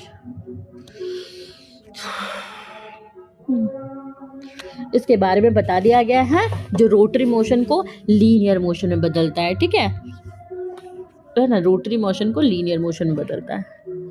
फायदा डिसएडवांटेज ये सब देख लीजिएगा। अब आता है नेक्स्ट हमारा एक वर्म गियर। ठीक है, वर्म गियर क्या होता है? इसको वर्म गियर भी बोलते हैं, वार्म गियर भी कहते हैं। ठीक है, तो ध्यान रखना है कि ये जो वार्म होता है ना, ठीक है, एक वार्म व्हील इसको कहेंगे और इसको वार्म कहेंगे। ठीक है, वार्म जो होता है ना एक सिलेंडर जैसा, देखिए स्क्रू टाइप से दिख रहा है ना, स्क्रू जैसा ये घूम रहा है। ठीक है, मतलब सिलेंडर के जैसे स्क्रू बोल सकते हैं इसको कि घूमता है। अब वार्म व्हील क्या हुआ, ये जो गियर होता है ये वार्म से जुड़ा हुआ है और ये फिर घूम रहा है। मतलब हम लोग कह सकते हैं कि ये जो मैकेनिज्म है ये रोटेशनल मोशन को, ठीक है, एक मतलब स्लो और हाई टॉर्क के साथ ट्रांसफ़र करता है। ठीक है, मतलब रोटेशनल मोशन को दूसरे एक्सिस पे, ऐसे बोल सकते हैं कि वो रोटेशनल मोशन को एक दूसरे एक्सिस पर, ठीक है, दूसरे एक्सिस पर, ठीक है ना, इधर इधर ऐसे घूमेगा ना, तो दूसरे एक्सिस पर वह स्लो या फिर हाई टॉर्क के साथ ट्रांसफ़र करेगा। ठीक है, तो इसमें क्या बोले, ये वार्म जो है वो स्क्रू जैसा सॉफ्ट होता है और इसमें ना एक हो सकता है 2 थ्रेड, ढेर सारा थ्रेड, जितना थ्रेड हम लोग डाल रहे हैं इतना हो सकता है, एक भी हो सकता है 2 भी हो सकता है। ठीक है, या फिर इतना भी हो सकता है, ध्यान रखना है। अब वार्म व्हील का बात करेगा तो ये क्या होता है, इसको ये जो व्हील हुआ ये कर्व टीथ वाले ना, कि ये टिथ जो होगा ना इसका थोड़ा कर्व टाइप से होगा। ठीक है, ये ध्यान रखिएगा, देखिए ना टिथ जो है वो कर्व टाइप से है। ठीक है, और यही जो वार्म के दांत है इसी के साथ ये मैश होता है। ठीक है, ठीक है, तो ये ध्यान रखना है कि जर्म, अगर इसका कार्य सिद्धांत पूछेगा, वर्किंग प्रिंसिपल, तो बोल सकते हैं जब वर्म जो है घूमा तो जो इसका थ्रेड है ये वर्म व्हील है, इसके दांत के साथ ये घूमेगा। ठीक है, और वर्म व्हील जैसे जैसे ये फिर वर्म ये इसको घुमाएंगे हम लोग, तो ये इसका घुमा तो इसके साथ साथ ये भी हमारा धीरे धीरे घूमने लगेगा ना।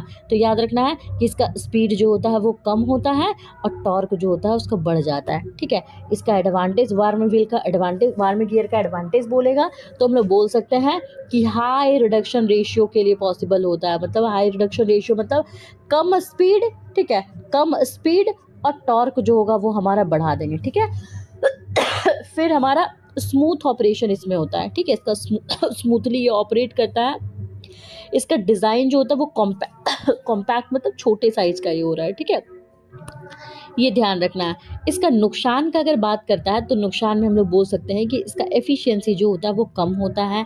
इसमें जो हीट जनरेट करेगा वो बहुत ज़्यादा हीट जनरेट होगा। इसका यूज़ हम लोग कहाँ कहाँ करेंगे, तो वर्म गियर का यूज़ हम लोग लिफ्ट में करते हैं, एलिवेटर्स होता है उसमें करते हैं। ठीक है, जो कन्वेयर्स बेल्ट होता है उसमें करते हैं। ठीक है, ये सब में आप ध्यान दे सकते हैं। ठीक है, तो अगर ए शॉर्ट फॉर्म में बोले कि वर्म गियर क्या होता है तो आप बोलोगे वर्म गियर वैसा गियर होता है जिसमें एक स्क्रू जैसा वर्म, ठीक है, स्क्रू जैसा वर्म और गियर व्हील जुड़ा होता है। और याद रखना है स्पीड कैसा, तो स्पीड लो स्पीड और हाई टॉर्क। ठीक है, लो स्पीड और हाई टॉर्क मिलता है। ठीक है, अच्छा हाई टॉर्क मतलब क्या होता है, टॉर्क मतलब क्या होता है, तो टॉर्क मतलब होता है ना कि वह बल, मतलब वह जो फोर्स हम लोग लगा रहे हैं वह बल जो किसी वस्तु को घुमाने की क्षमता रखती है। ठीक है, हम लोग ऐसे बोल सकते हैं कि फोर्स के मतलब टॉर्क क्या हुआ, तो ऐसा फोर्स जो किसी वस्तु की घुमाने की की क्षमता रख रही है ना, उसी को हम लोग हाई टॉर्क मतलब बोल सकते हैं कि वो कोई भी जो गियर होता है उसको ज़्यादा घुमाने के लिए ज़्यादा शक्ति पैदा करना पड़ रहा है, तो हाई टॉर्क उसमें हुआ। ठीक है, मतलब टॉर्क मतलब जो भी घुमाने के लिए बल हुआ, और हाई टॉर्क मतलब ज़्यादा घुमाने की जो शक्ति होती है उसी को, मतलब शक्ति को ही हम लोग टॉर्क कह रहे हैं। ठीक है, तो ये आप ध्यान रखिएगा। ठीक है, तो देखिए यहाँ पे ये सब बता दीजिएगा, वर्म व्हील, वर्म गियर क्या है देख लीजिए, सारा ये सब वर्म गियर है, ऐसा देख लीजिएगा, फिगर में ढेर सारा बता दिए। वर्म क्या, स्क्रू जैसा भाग, वर्म व्हील हुआ दांतेदार पहिया। टिथ या थ्रेड क्या, वर्म का जो थ्रेड होता है उसको टिथ कहते हैं। ये सब देख लीजिएगा। काम करने का तरीका क्या है, जब वर्म घूमता है तो उसके थ्रेड वर्म व्हील को, मतलब वो बड़ा वाला जो व्हील है उसको, उसके दांतों को आगे बढ़ाते हैं। एक रिवॉल्यूशन में वर्म व्हील जितना घूमेगा वह वर्म के थ्रेड पर निर्भर करता है, ठीक है। इससे बहुत हाई स्पीड रिडक्शन मिलता है। कई केस जैसे में ये सेल्फ लॉकिंग होता है, ठीक है। ये सेल्फ लॉकिंग मतलब व्हील और वर्म को घुमा नहीं पा रहा ना, मतलब एकदम लॉक हो गया, ये सेल्फ लॉकिंग हुआ, ठीक। ये ध्यान रखिएगा। इसका फ़ायदा नुकसान और ये सब देख लीजिएगा, ठीक है। ये ध्यान रखना है, इसका फ़ायदा में सेल्फ लॉकिंग होता है, ये सब, ये वाला ध्यान रखिएगा। लिफ्ट में, वर्म गियर बॉक्स में, कन्वेयर्स में और ट्यूनिंग मैकेनिज्म में यूज़ करते हैं, ठीक है। अब आइए मल्टी प्लेट क्लच क्या होता है इसके बारे में जान। तो अब ध्यान रखिएगा कि जो मल्टी प्लेट क्लच होता है वह क्लच होता है, आप बोल सकते हैं, जिसमें एक से ज़्यादा क्लच जो होता है वो होती है। मल्टी प्लेट मतलब क्या, मल्टी प्लेट क्लच मतलब एक से ज़्यादा क्लच, ठीक है। तो जो भी एक से ज़्यादा क्लच प्लेट हुआ उसी को हम लोग मतलब मल्टी क्लच कहते हैं, ठीक है। मतलब ये क्या कि ये जो होगा, ये प्लेट, ये जो प्लेट होगा ये हमारा स्टील प्लेट हो सकता है, फ्रिक्शन डिस्क है वो हो सकता है। और इसका जो उद्देश्य बोलेगा ना तो क्या होगा, मल्टी प्लेट मतलब ज़्यादा टॉर्क, मतलब ज़्यादा टॉर्क मिलेगा, ठीक है। कम जगह पर, कम जगह है वहाँ पे आप ज़्यादा टॉर्क को यूज़ कर सकते हैं। अब इसका आप देख सकते हैं कि इसका बनावट थोड़ा बहुत इसके बारे में थोड़ा एक्सप्लेन करने की मैं कोशिश करती हूँ, ठीक है। तो देखिए यहाँ पहले आप आइए, फ्रिक्शन प्लेट क्या है, ठीक है। तो ये याद रखना है, ये जो फ्रिक्शन प्लेट होती है ना ये ड्राइवर शाफ्ट से जुड़ी होती है, ठीक है। ये ड्राइवर शाफ्ट है, इससे ये जुड़ी हुई रहती है। ये ड्राइवर शाफ्ट, ये इसको ड्राइवर शाफ्ट कह रहे हैं ना, मतलब ड्राइवर शाफ्ट क्या बोलेंगे कि मतलब बोलेंगे ना कि यह जो शाफ्ट होता है ना ये मोशन और टॉर्क को सप्लाई करता है, ठीक है। याद रखना है कि जो ड्राइवर शाफ्ट होता है ये मोशन, ये है ना ड्राइवर शाफ्ट से बोले कि जुड़ा हुआ है, तो ये मोशन को और टॉर्क को जो होता है वो सप्लाई करता है। मतलब बोलेंगे कि ये सोर्स से जुड़ा हुआ रहता है, जैसे कि इंजन हो गया, ठीक है। जैसे कि इंजन हो गया, ये है ना इंजन से जुड़ा हुआ है, मोटर से जुड़ा हुआ, ये याद रखना हमारा, ठीक है। जो क्लच, जो भी ये जो होगा ना ये क्लच या फिर गियर को ड्राइव करेगा, ठीक है। तो ये याद रखना, ये हमारा ड्राइवर शाफ्ट हुआ। और ये जो स्टील प्लेट होता है ना वो ड्रिवन शाफ्ट से जुड़ा हुआ होता है, ठीक है। ये कौन से शाफ्ट बोल रहे हैं, driven shaft, DRIVEN, driven shaft, मतलब इसको ड्राइवन शाफ्ट भी बोल सकते हैं हिंदी में, ठीक है। ड्रिवन शाफ्ट से जुड़ा होता है, मतलब ये क्या किया, फ्रिक्शन प्लेट क्या किया, तो ये मोशन और टॉर्क को उत्पन्न किया ना, मतलब ये सप्लाई किया। और ये जो है ड्रिवन शाफ्ट ये रिसीव कर रहा है, ठीक है। ये जो है वो टॉर्क को रिसीव करता है, ये याद रखना है, रिसीव करता है। मतलब ड्राइवर शाफ्ट जो होता है ना वो इसी के टॉर्क से ड्राइवर शाफ्ट जो होता है वो घूमता है, ये ध्यान रख सकते हैं। तो हम लोग क्या बोलेंगे कि जो फ्रिक्शन प्लेट है वो ड्राइवर शाफ्ट, ये जो है ड्राइवर शाफ्ट से जुड़ी हुई है। ये क्या चीज़ से बना होता है, तो ये एस्बेस्टर से बना होता है, एस्बेस्टर से बना होता है, एस्बेस्टर से बना होता है, ये ध्यान रखिएगा, ठीक है। ये एस्बेस्टर से बना होता है, एस्बेस्टर से बना होता है, ठीक है। ये ध्यान रखिएगा, ठीक है। और अब आइए स्टील प्लेट, ठीक है, ये हो गया। अब ये हमारा आया स्टील प्लेट। तो ये जो स्टील प्लेट है, ये जो स्टील प्लेट है इसके बारे में बात करें तो ये क्या है, ये जो है ना इसको ड्रिवन शाफ्ट बोलते हैं। तो ये ड्रिवन शाफ्ट से जुड़ा हुआ रहता है, ठीक है। और ये जो होता है फ्रिक्शन प्लेट है ना इसी के बीच में हमारा रखा जाता है ना, फ्रिक्शन प्लेट है, ये फ्रिक्शन प्लेट है। देखिए ये हमारा फ्रिक्शन प्लेट है ना, ये वाला जो है ये हिस्सा फ्रिक्शन प्लेट है और ये जो है हमारा स्टील प्लेट है। तो याद रखना कि फ्रिक्शन प्लेट के बीच में हमारा स्टील प्लेट को रखा जाता है, ठीक है। स्टील प्लेट बोलेंगे, स्टील डिस्क बोलेंगे, ये हुआ, ये याद रखना, ये ड्रिवन शाफ्ट से जुड़ा होता है, ठीक है। एक नेक्स्ट आता है प्रेशर प्लेट।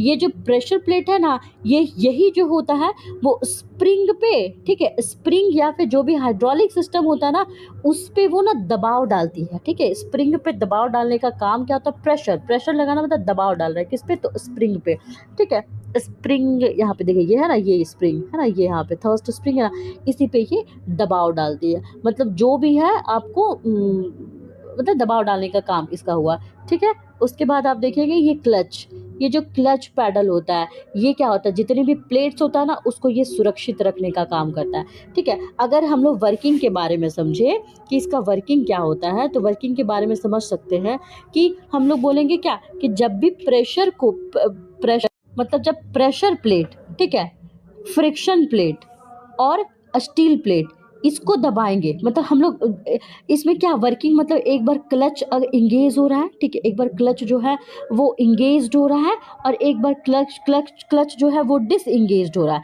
तो जब इंगेज होगा उसके बारे में बोल रहे हैं ना कि जब हमारा प्रेशर प्लेट, फ्रिक्शन प्लेट और स्टील प्लेट्स दोनों को, तीनों को जब दबाएं तब क्या होगा, टॉर्क का ट्रांसमिट होगा। ठीक है, ध्यान रखना है क्या होगा। क्लच इंगेज कब का होता है, जब हमारा pressure plate, friction plate, steel plate को दबाते हैं तो टॉर्क का ट्रांसमिट होता है।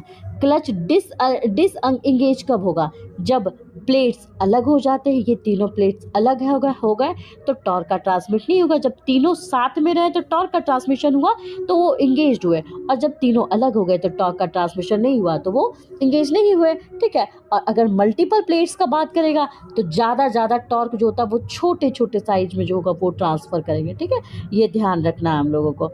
ठीक है, इसीलिए मल्टीप्लेट्स में इसी का ये हुआ ना, है ना, मल्टीप्लेट्स मतलब ज़्यादा टॉर्क, मतलब छोटे छोटे साइज़ में ही ज़्यादा टॉर्क को ये ट्रांसफ़र कर रहा है। ठीक है, तो इसका हम लोग ना फ़ायदा कह सकते हैं कि इसका फ़ायदा क्या क्या है। तो जो टॉर्क जो होता है ना, हाई टॉर्क को वो आसानी से वो ट्रांसमिट करता है, छोटा साइज का होता है। इसका जो हैवी व्हीकल्स में यूज़ कर सकते हैं, ये भी बोल सकते हैं।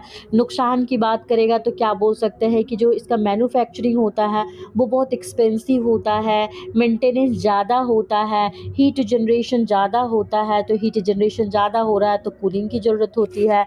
इसका उपयोग हम लोग कहाँ कहाँ करते हैं, तो उपयोग हम लोग मोटरसाइकिल में करेंगे, रेसिंग कार में करते हैं, हैवी व्हीकल्स में करते हैं। ठीक है, ये हम लोग को ध्यान रखना है। तो क्या बोलेंगे, मल्टीप्लेट क्लच के बारे में बोलेंगे तो हम लोग एक लाइन में बोल सकते हैं कि जिसमें एक से ज़्यादा फ्रिक्शन और स्टील प्लेट होते हैं, है ना, फ्रिक्शन प्लेट या फिर स्टील प्लेट। देखिए फ्रिक्शन प्लेट, स्टील प्लेट, है ना, यहाँ देखे थे स्टील प्लेट, फ्रिक्शन प्लेट और प्रेशर प्लेट, है ना, तब वो कम जगह पर हाई टॉर्क का ट्रांसमिट करता है। ठीक है, तो ये हमारा मल्टीप्लेट्स खत्म हुआ। इसके बारे में देख लीजिए कि इसके बारे में कुछ कुछ बताए हैं क्या क्या होता है। प्रेशर प्लेट क्या होता है, तो सभी प्लेटों को दबा कर रखती है, दबाव बनने पर पावर ट्रांसमिशन होता है। स्प्रिंग क्या होता है, प्रेशर प्लेट का दबाव बनाती है। क्लच इंगेज रहने में मदद करती है। देख लीजिएगा, सारे पार्ट्स को मैंने डिस्क्राइब कर दिया है। ठीक है, मोटरसाइकिल में, कार, हैवी में, मशीन में यूज़ करते हैं, कम जगह के लिए ज़्यादा ट्रांसमिट होता है। ठीक है, अब आता है लास्ट टॉपिक है हमारा, इग्निशन कॉइल क्या होता है। इग्निशन कॉइल, देखिए ये है इग्निशन कॉइल। इसको बोल सकते हैं ना कि यह एक ऐसा कॉइल होता है, मतलब ऐसा इलेक्ट्रिकल डिवाइस होता है जो कि लो वोल्टेज मतलब कि 12 वोल्ट हो गया बैटरी, उसको हाई वोल्टेज मतलब कुछ हज़ार वोल्ट तक वो चेंज कर सकता है। कुछ हज़ार मतलब 1000, 2000, 3000 ऐसे वोल्ट में ये चेंज कर सकता है। मतलब लो वोल्ट इग्निशन कॉइल एक ऐसा इलेक्ट्रिकल डिवाइस होता है जो लो वोल्टेज को हाई वोल्टेज में बदल सकता है। ठीक है, हम लोग जान सकते हैं, मतलब जब भी और फिर जो भी हाई वोल्टेज में बदला ना तो लो वोल्टेज को हाई वोल्टेज में बदला। अब यही हाई वोल्टेज की मदद से हम लोग जो स्पार्क प्लग होता है ना, कहाँ स्पार्क प्लग इसमें नहीं दिया हुआ ना, स्पार्क प्लग जो होता है ना उसी में स्पार्क पैदा हुआ। ठीक है, तो जो स्पार्क पैदा हुआ तो इंजन के सिलेंडर में क्या, फ्यूल को इग्नाइट कर दिया। ठीक है, ये इग्निशन मतलब क्या, फ्यूल को इग्नाइट करना, वही हुआ ना।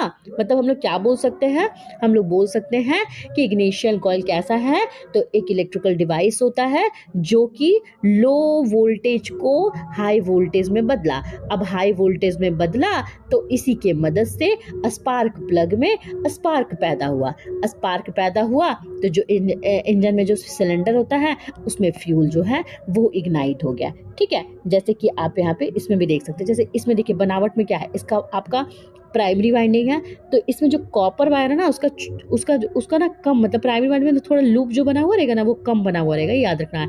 कॉपर वायर है, ये कौन सा वायर है, तो कॉपर वायर है। ठीक है, कॉपर की तार है, ठीक है, इसमें थोड़ी सी लूप्स बनी हुई रहती है। और ये याद रखना, प्राइमरी वाइंडिंग जो है वो किसको कर रहा है, तो लो वोल्टेज को हैंडल किया, ठीक है। अभी हम बोले लो वोल्टेज से हाई वोल्टेज में जाता है ना, तो लो वोल्टेज को ये हैंडल करता है, ठीक है। लेकिन यही सेकेंडरी कॉइल का बात करेगा तो इसमें ज़्यादा सा लूप बना हुआ रहेगा, ठीक है। लूप जो बना हुआ है वो ज़्यादा है। और ये जो होता है ना, वोल्टेज बोलेगा ना तो हाई वोल्टेज को ये हैंडल करता है, ठीक है। एक इसमें आयरन कोर होता है, क्या होता है इसमें, एक आयरन कोर होता है। तो आयरन कोर क्या हुआ, इसमें आयरन कोर, ठीक है, एक आयरन कोर होता है जो कि मैग्नेटिक फील्ड बनाने का काम आता है, क्या, ठीक है। आयरन है तो आयरन कोर तो मैग्नेटिक फील्ड ही बनाएगा, मैग्नेटिक फील्ड जो है वो बनाता है। और जो वोल्टेज का ट्रांसफॉर्मेशन होता है ना, वो बहुत आसान तरीके से होता है, ठीक है। ये ध्यान रखना है, ये बाहर वाला आउटर केसिंग होता है जो इंसुलेशन के लिए सुरक्षा देता है, ठीक है। तो हम लोग इसका कार्य सिद्धांत में पढ़ सकते हैं, मतलब वर्किंग प्रिंसिपल में कह सकते हैं। बैटरी जो हम लोग यूज़ कर रहे हैं इसमें, तो बैटरी से क्या, बैटरी जो है लो वोल्टेज दिया, लो वोल्टेज मतलब 12 वोल्ट का बैटरी वोल्ट तक ये दे सकता है, तो लो वोल्टेज प्राइमरी कॉइल में जा रहा है, गया ये, ठीक है। स्विच जो होता है वो स्विच इसमें जो रहेगा, स्विच क्या करेगा, चालू होगा बंद होगा, चालू होगा बंद होगा। तो चालू और बंद होगा इसमें, तो मैग्नेटिक फील्ड जो होता है वो चेंज हुआ, ठीक है। मैग्नेटिक फील्ड क्या हुआ, चेंज हुआ, ठीक है। स्विच जो है वो चालू बंद होने से मैग्नेटिक फील्ड चेंज हुआ। मैग्नेटिक फील्ड जैसे ही चेंज होगा, इसकी वजह से जो सेकेंडरी वाइंडिंग है इसमें हमारा हाई वोल्टेज इंड्यूस्ड हुआ, ठीक है। और जो भी हाई वोल्टेज है वो स्पार्क प्लग तक गया, और स्पार्क प्लग जो होगा वो फ्यूल को इग्नाइट कर देता है, ठीक है। ये ध्यान रखिए, इग्निशन कॉइल का काम है। इसका अगर फ़ायदा का बात करेगा तो फ़ायदा में बोलेंगे लो वोल्टेज से हाई वोल्टेज में जनरेशन होता है, ये जनरेट कर हाई वोल्टेज को जनरेट करता है। ये छोटा साइज का होता है, ये भरोसेमंद होता है, ठीक है, ये भरोसेमंद होता है, ऐसे बोल सकते हैं हम लोग, ठीक है। और क्या करते हैं हम लोग, तो इंजन स्टार्ट करने के लिए हिंदी से ही लिखते ना, इंजन स्टार्ट और रन करने के लिए ये इग्निशन कॉइल बहुत ज़रूरी होता है, ठीक है। तो कहाँ पे यूज़ करेंगे हम लोग, तो याद रखना, इग्निशन कॉइल हम लोग पेट्रोल इंजन में यूज़ करते हैं, इंजन में यूज़ करते हैं। अब आप बोलेंगे कि हम लोग डीजल इंजन में क्यों नहीं यूज़ किए इसको, इग्निशन कॉइल को। तो डीजल इंजन में क्या यूज़ होता है, तो डीजल इंजन जो होता है वो कंप्रेशन इग्निशन पे काम करता है, कंप्रेशन इग्निशन पे काम करता है, ठीक है, इग्निशन पे काम करता है। ये ध्यान रखना, डीजल इंजन कंप्रेशन इग्निशन पे, और पेट्रोल इंजन जो होता है वो किस पे काम करता है, तो ये इग्निशन कॉइल पे काम करता है, ठीक है। ये हम लोगों को ध्यान में रखना है, ठीक। देख लीजिए इग्निशन कॉइल में क्या है, प्राइमरी वाइंडिंग बाहर की तरफ मोटी वायर की जो कुंडी होती है कम होती है, ठीक है। बैटरी से लो वोल्टेज प्राइमरी में, ध्यान रखिएगा, प्राइमरी में लो वोल्टेज होती है, मैग्नेटिक फील्ड बनाती है। सेकेंडरी वाइंडिंग पतली वायर होती है, ज़्यादा होती है ना, ठीक है, हाई वोल्टेज पैदा करेगी, स्पार्क प्लग तक जाएगी। नंबर ऑफ टर्न अगर ज़्यादा होगा, याद रखना है कि एन जो होता है वो प्रोपोर्शनल टू वोल्टेज होता है। नंबर ऑफ टर्न ज़्यादा है तो वोल्टेज ज़्यादा, नंबर ऑफ टर्न कम तो वोल्टेज कम होता है, ठीक है। सॉफ्ट आयरन कोर की बात करेगी तो ये जो सबसे बीच में जो सीधा है ना, एक मिनट, उसमें हम लोग यूज़ करते हैं, ठीक है, मैग्नेटिक फील्ड को मजबूत करने के लिए और वोल्टेज इंडक्शन में मदद, ठीक है। उसके बाद अगर इंसुलेटिंग मटेरियल का बात करेगा तो वाइंडिंग के चारों ओर का है, शॉर्ट सर्किट से बचाव है, हीट रेजिस्टेंस है, ये सब देख लीजिएगा आप, ठीक है। हाई टेंशन टर्मिनल, लो टेंशन, ये सब आप देख लीजिएगा, वो पढ़ लीजिएगा, ठीक है। तो ये जो हमारा पूरा जो हुआ स्केचेज, जो भी निमी बताया था, निमी जितना सिलेबस दिया हुआ था उसको मैंने पूरा कर दिया है, ठीक है। फर्स्ट चैप्टर भी कंप्लीट हो गया और सेकेंड चैप्टर भी आपका कंप्लीट हो गया। किसका, तो मैकेनिक एग्रीकल्चर मशीनरी का, मैकेनिक मोटर व्हीकल जिसको एमएमवी कहते हैं उसका, और मैकेनिक इलेक्ट्रिकल व्हीकल, सारे का कंप्लीट हो गया, ठीक है। तो आगे के लेक्चर के लिए ऐसे ही बने रहिए। और भी आपको कुछ इन्फॉर्मेशन चाहिए तो आप हमारे व्हाट्सएप चैनल में जुड़ सकते हैं, ठीक है। व्हाट्सएप चैनल में जुड़िए, उसमें कुछ क्विज भी कराते हैं, वो कीजिए। हमारे चैनल को लाइक कीजिए, सब्सक्राइब कीजिए। Thank you so much.